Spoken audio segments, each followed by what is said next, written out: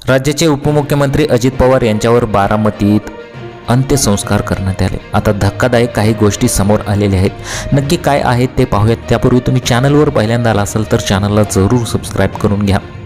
संपूर्ण राज्य दुःखात बुडालं। लाखो चाहते, समर्थक, सर्वपक्षीय नेते यांच्या उपस्थितीत अजित पवारांवर बारामतीच्या विद्या प्रतिष्ठानच्या मैदानात अंत्यसंस्कार करण्यात आले। अजित पवार यांच्या अकाली मृत्यूमुळे राज्याच्या सर्व स्तरात दुःखाची लाट उसळली।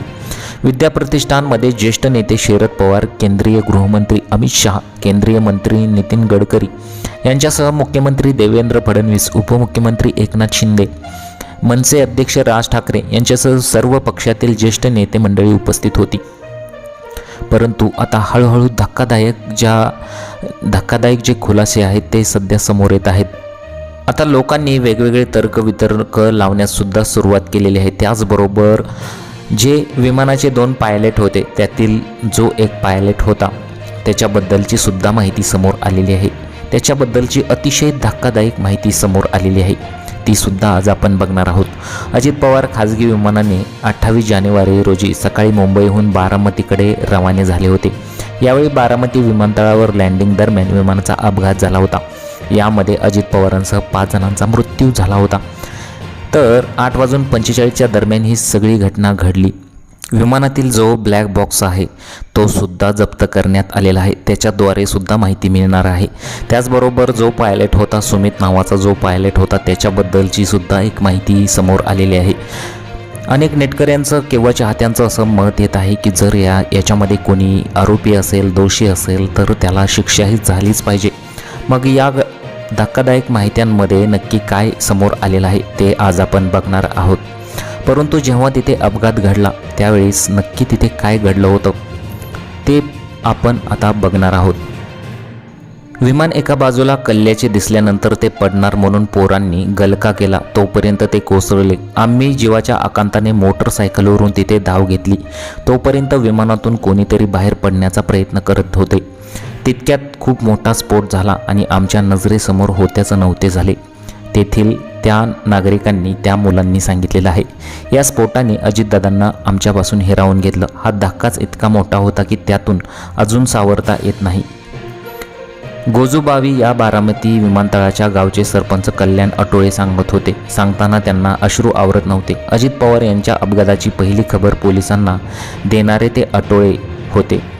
महाराष्ट्र टाइम्सला संपूर्ण घटनाक्रम सांगितला। ते म्हणाले, गोजूबावीच्या विमानतळावर विमान येणं जाणं आमच्यासाठी नवीन नाही। आज दादा म्हणजेच अजित पवार विमानाने येणार आहेत हे आम्हाला माहिती होतं, मात्र अचानक विमानाचा वेगळाच आवाज आला। त्यामुळे चकमकून पाहिलं असता विमान डाव्या बाजूला कलून जमिनीवर कोसळले। त्यातून धूर निघत होता। पडले पडले असा ओरडत आम्ही सर्वजण ओरडत होतो। आम्ही गावकऱ्यांनी जीवाच्या आकांताने मोटरसायकलीवरून विमानाच्या दिशेने धाव घेतली। सकाळी 8:44 सुमारास ही दुःखद घटना घडली। मी IDBM बँकेपाशी डेअरीत थांबलो होतो। गोजूबावीच्या विमानतळावर विमानांचे प्रशिक्षण चालते। बडे मंत्री, उद्योगपतींचे हवाई दौरे असतात, त्यामुळे विमानाचा आवाज आम्हाला काही नावा नाही। मात्र या विमानाचा आवाज वेगळाच येत होता। विमान डावीकडे कलून पार खाली आले होते। ते अर्धा मिनिट पुढे गेले नसते तर गावातच कोसळले असते। धावपट्टीकडे जाणाऱ्यांचा प्रयत्न असतानाच विमान कोसळले। मी घाबरून 112 म्हणजेच आपत्कालीन हेल्पलाईन क्रमांक डायल केला आणि त्यानंतर मग तांत्रिक सूचना येत होत्या। अशा प्रकारे मग तेथील त्या गावकऱ्यांनी तो घटनाक्रम सांगितलेला आहे। आता यामध्ये चूक कोणाची आहे, नक्की यातून काय स्पष्ट होणार आहे ते पुढे समजणारच आहे। आरोपी जर असेल तर त्याला अटक करा अशी चाहत्यांची सर्व स्तरातून मागणी येत आहे। परंतु विमानाजवळ पोहोचत असतानाच त्यातून कोणीतरी बाहेर पडत असल्यासारखे दिसू लागले। इतक्यात मोठा स्फोट झाला म्हणून आम्ही बिचकून मागे सरकलो। स्फोट होण्यापूर्वी दादा बाहेर पडण्याचा प्रयत्न करत असावेत। ते दृश्य पाहून काळजाचा ठोका चुकला। आमचे पाय थरथरत कापत होते। विमान डाव्या बाजूला कलून पडलं होतं। विमानाचा दरवाजा उघडा होता। कदाचित प्रवाशांनी बाहेर उडी मारून जीव वाचवावा यासाठीच तो प्रयत्न होता। अचानक एखाद्या बॉम्बसारखा मोठा स्फोट झाला। तो भीषण आवाज आणि आगीचे लोळ पाहून आम्हीही घाबरून मागे पळालो। त्यानंतर थोडी हिंमत एकटून जवळ गेलो तेव्हा चित्र विदारक होतं। किरण गुजर तिथे पोहोचले होते। त्यांना रडू कोसळलं होतं। आम्ही ग्रामस्थांनी मिळून विमानातील 4 जणांना बाहेर काढलं। त्यातील 3 पुरुष आणि 1 महिला त्यांचा अंगरक्षक चेहरा स्पष्ट दिसत होता, परंतु त्यामध्ये 2 महिला होत्या हे नंतर आम्हाला समजलं. एक अजित पवार होते, यावर विश्वास बसत नव्हता, पण किरण गुजरांनी दादांना ओळखले होते असे अटोळ यांनी सांगितले. पोलीस अधिकारी अपघाताच्या ठिकाणी आले, गावकरीही पोहोचले होते, पण पुढे काय करायचे हेच कोणाला कळत नव्हते. त्यामुळे वाहने खालपर्यंत येत नव्हती. मी गावचा सरपंच असल्याने तातडीने गाड्यांसाठी रस्ता मोकळा करून दिला. नगरपालिकेचा पाण्याचा बंब असला खरा, पण काही वेळातच त्यांचंही पाणी संपलं. पोलीस हतबल झाले होते. पण दुःख, इतकी मोठी घटना घडूनही यंत्रणा हतबल होती.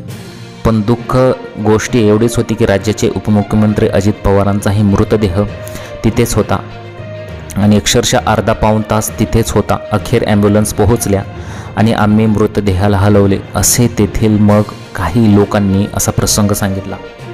आता ब्लॅक बॉक्स हा जप्त करण्यात आलेला आहे. मग अनेक जणांचं मग इथं वेगवेगळं स्टेटमेंट येत आहे. चौकशी ही नक्कीच व्हायला पाहिजे असं सुद्धा सांगितलं जात आहे. त्याचबरोबर जो पायलट होता, जो पुरुष पायलट होता, त्याच्या संदर्भातली सुद्धा एक माहिती समोर आलेली आहे. त्यांनी मद्यपान केल्याचं अनेक वृत्तांनी सांगितलेलं आहे. यापूर्वीही तो मद्यपान करून सापडलेला आहे आणि त्याची जेव्हा तिथे टेस्ट केली तेव्हा त्याच्या शरीरात मद्यपानसुद्धा आढळल्याचं अनेक वृत्तांनी सांगितलेलं आहे. परंतु त्याला मग पुन्हा काही वर्ष निलंबित करण्यात आलं होतं आणि त्यानंतर तो सुधारलेला आहे. मग अशा परिस्थितीत मग त्याला पुन्हा कामावर घेतलं होतं. मग अशी एका पायलट, सुमित पायलटची जी घटना आहे, जी माहिती, धक्कादायक माहिती आहे, ती सुद्धा समोर येत आहे. अशा प्रकारे त्याचीसुद्धा ती माहिती समोर आलेली आहे. त्याचबरोबर जे अजित पवार यांचं जे विमान आहे त्या संदर्भातली सुद्धा एक धक्कादायक माहिती समोर येत आहे. ती म्हणजे की या विमानाचे आतापर्यंत वर्षभरात अशा प्रकारची जी विमानं आहेत, अशा विमानांचे 200 अपघात यापूर्वी झालेले आहेत अशी सुद्धा माहिती समोर येत आहे. त्याचबरोबर दुसरी महत्त्वाची गोष्ट म्हणजे की जर विजिबिलिटी नव्हती तर उड्डाणाला परवानगी, म्हणजे उड्डाण करायला परवानगी, त्याचबरोबर तिथे लँडिंग करायला परवानगी कशी दिली, अशा सुद्धा प्रश्न एक मोठा उपस्थित तिथे तयार होत आहे.